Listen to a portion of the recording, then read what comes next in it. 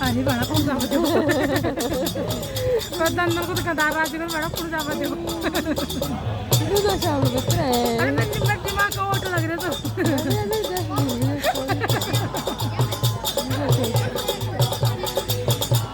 माका मोठा माय बघलं बडा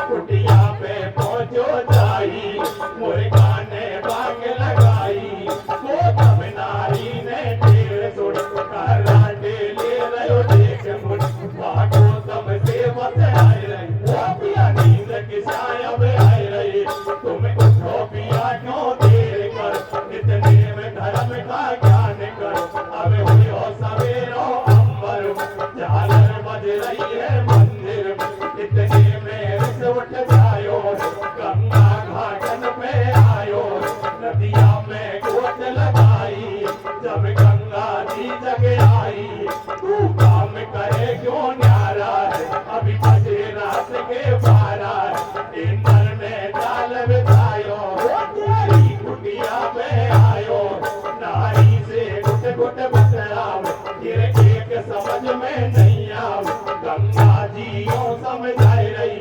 नारी पे आफत आई रही अरे गंगा जी समझाए मुझे तो जल्दी घर को जाइयो तेरी नार चाहिए जाकर में बाकी लाज बताइयो काहे देवलोक को राजा पापी अन्यायी ये वाले करो गजब को बात सुनो मेरा भाई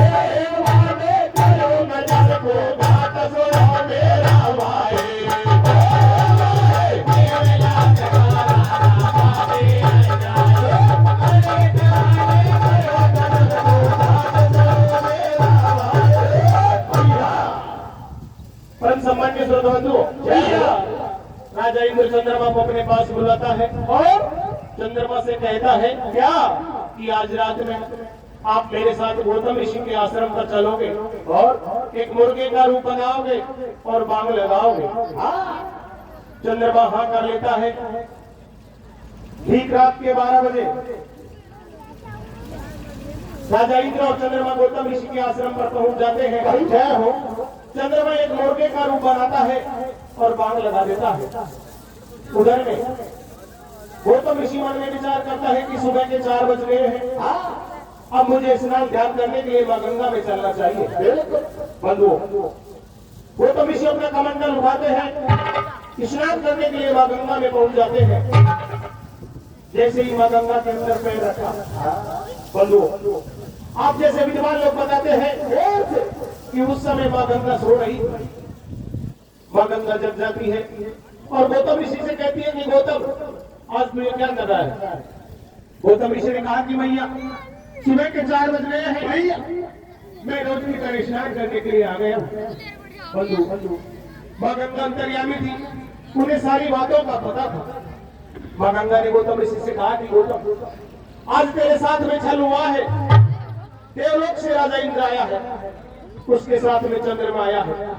चंद्रमा ने एक मुर्गे का रूप बनाया है और उसने बांग लगाई है।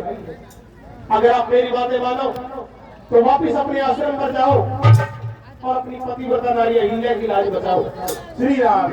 बंधुओं, मां गंगा की बात को मान करके गौतम ऋषि वापिस अपने आश्रम पर आते हैं। तो अपने आश्रम के दरवाजे पर सबसे पहले उन्हें चंद्रमा दिखाई दे जाते हैं। जैसे ही चंद्रमा को पता लगा कि गौतम ऋषि वापिस आ गया तो चंद्रमा वहां से भागने लग जाता है। जय हो। और भागते हुए चंद्रमा को गौतम ऋषि श्राप दे देता है कि जा चंद्रमा, आज मैंने मेरे साथ में छल किया है, मैं तेरे को श्राप देता हूँ, आज के बाद में तेरे तन पर काला लग जाएगा। श्री राम। आप जैसे विद्वान लोग बताते हैं कि उससे पहले चंद्रमा के तन पर कोई काला नहीं था। चंद्रमा पूरे महीने चांदनी रात करता था। चंद्रमा ने छल किया, गौतम ऋषि ने श्राप दिया। श्राप देने से चंद्रमा के तन पर काला लगा। कृष्ण पक्ष और शुक्ल पक्ष बने।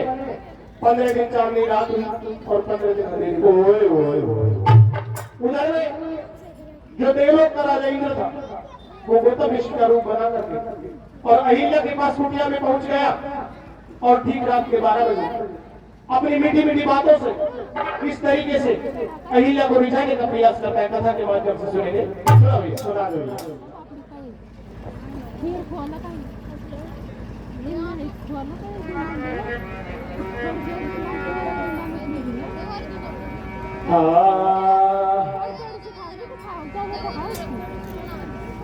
और मेरी सुन ले नारे अहिल्या है,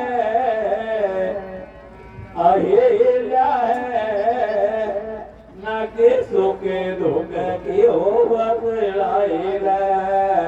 मेरी सुन ले नारे अहिल्या है, अहिल्या है, ना के सुखे दुख की हो बतलाई रे।